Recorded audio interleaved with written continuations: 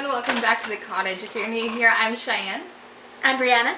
And I'm Tracy. And we're the Rosevine Cottage Girls. Today we are going to be talking about why you'd want to freeze dry. If you've been here for a bit, you know we've done quite a few freeze drying videos now, so we wanted to talk about why you'd want to do that.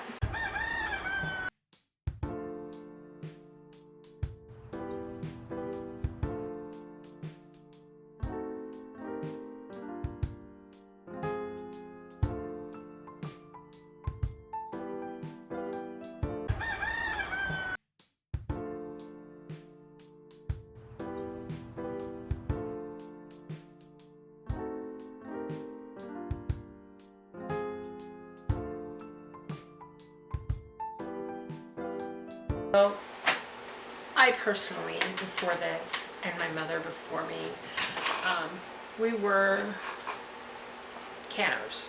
And we would spend hours and hours and hours chopping and parboiling and preparing the food in the garden for preserving and freeze drying. Although I still like canning, freeze drying is actually much easier, and it takes a while, but the time is mostly hands-off and not hands-on. It's mostly just letting it do what it does.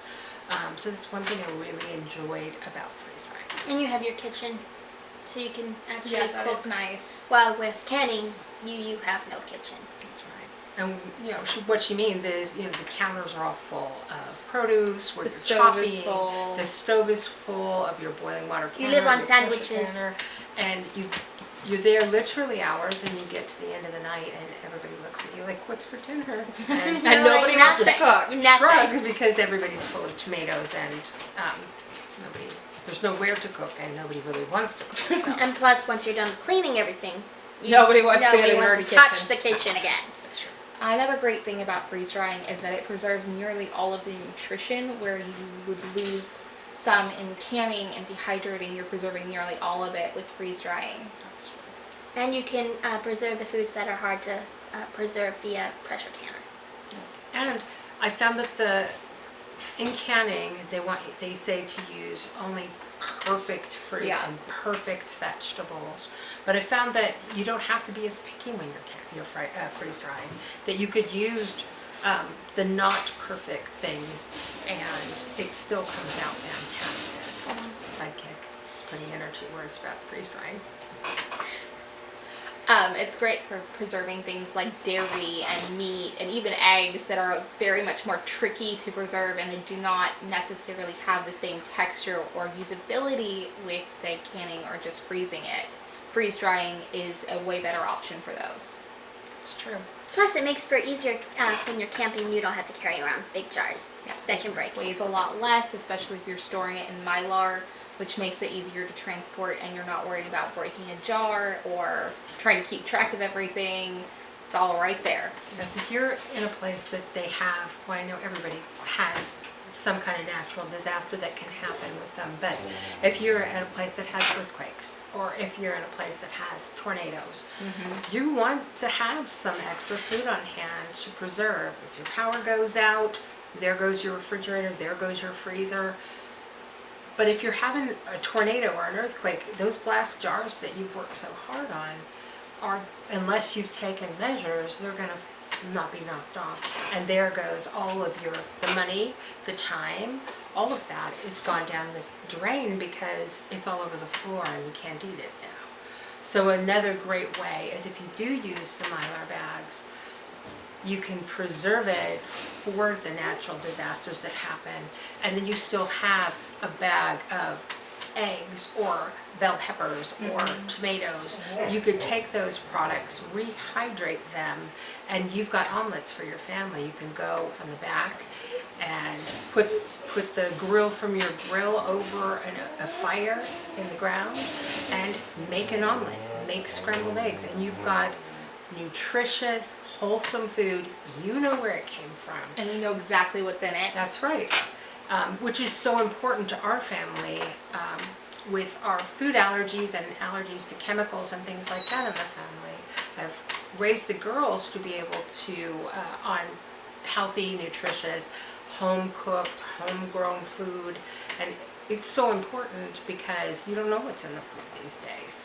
And it's so important to know where your food comes from. It is. So, And then freeze drying is great if you raise your own animals or have a garden, because it is a huge time saver. You can throw stuff in there while you're still canning or dehydrating, and you've got multiple options going at once, which really helps with time. and meat. We've canned meat in the past, and it's great. We've canned soups, we've canned all these things, but it's not my favorite when you open your jar and heat it back up. It just changes the texture of the meat. And although it's wonderful in emergency, it's great to have beef stew or whatever, it's just not my favorite. And everything I've tried so far in the freeze dryer has reconstituted like it was Perfectly. fresh. Yeah. It doesn't have that changed consistency. It doesn't make it tough. Even things like shrimp, Not rubbery at all. yeah, it's come out Comes out perfect. like you pulled it out of the refrigerator, you pulled it out of the freezer and cooked your meal, whether it's a pasta, shrimp Alfredo, or whatever. It's amazing. Yeah, it really is a change. It completely changes the dynamics of food preserving. What else? It stores easier, less room, so you can have more room for more of it. That's true. And it's very easy to do. It's not like pressure canning where there's a learning curve to it, or you've actually got to learn the process so that it's safe. You can just start. It's super easy. And the thing with pressure canning, I found that is that there's a fear factor involved. That maybe your mother told you stories about it exploded or whatever. There are horror stories everywhere. And with freeze drying, there is no fear factor. You pick your vegetables, you go to farmer's market, you go to the grocery store, you wash them, you chop Slice, them, chop. you slice them, whatever, and for whatever it is, everything is very individual. And you put them on trays and put them in the freezer. And then you put that on the trays and stick it in the freeze dryer, hit go, and it goes. And when it's done, it lets you know. And there's no fear.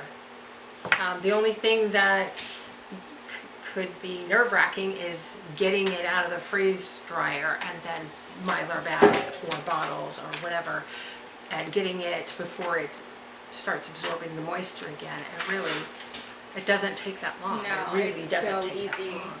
And then, it's there, and you can use it the next time you make soup, or you can use it for stew, or you can use it for stir fry, and it's right there in your hand. Or if a disaster happens and you have a tornado come through your neighborhood, you could use it. You could pass it out to your neighbors who may have been hit by the storm. It's a blessing because you can reach out and you can help your family, or you could help others who lost their job or they've gone through a storm or a disaster, and you could be there for them. It's a good thing. And you can make so many things out of it, from just making whole fruit pieces to powders for your smoothies. It's fully customizable, so you can mix and match and blend stuff down and make whatever you want with it. People, that is a big thing now with the vegetable capsules and the fruit capsules to enrich your diet, from people who eat the SAD diet, the standard American diet, and don't get all the fruits and vegetables in their diet. You can make them by freeze drying the strawberries, the bananas, whatever it is, and then blend it down into a powder, put it in a capsule, and boom, there you go. You've got your fruit and vegetable capsules, or you can put it in a smoothie, whatever you want to do. But so nice.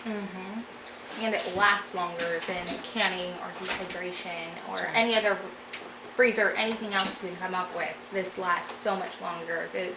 It can last up to 25 years when stored properly in Mylar with oxygen absorbers. But you don't have to store it in Mylar. If you're not worried about 20 years or whatever it is, you can store it in vacuum sealed jars.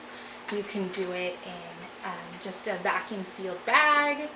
Or if you are really wanting to do something, we've done buckets with oxygen absorbers and just a lid, and that is great if you're going to be in that every day. there's so many options for storing it. Very true. Thank you so much for joining us for another video here at the cottage. We're so glad to have you. As always, our description will have all the links for freeze drying and resources on our blog. If you like this video, make sure you like and subscribe, and we'll see you next time at the cottage. That's right. Bye.